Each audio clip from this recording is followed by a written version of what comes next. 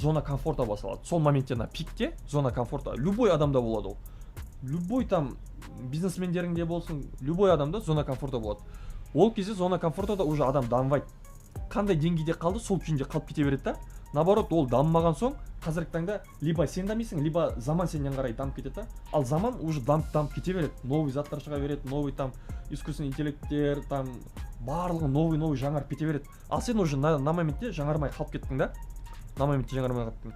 Ой, и сенде ол кезде спад басылады. То есть трейдинг тілімен айтатын болсақ, коррекция басылады. То есть коррекция басылады. Ой, сенде там зарплатаң, расходтарың сенің 700 мың табыс тапқан соң, расходтарың да өседі деген сияқты. Ой, 700 мың саған жетпейді ол. Наоборот, жетпеген соң сенде коррекция басылады. Өміріңде коррекция басылады, жаңағыдай жұмысыңда, трейдингде болсын, бизнесіңде болсын коррекция. Сол моментте уже адам осознанный түрде түсінеді. Так, мен не істеп жатырмын, мен дейтін вообще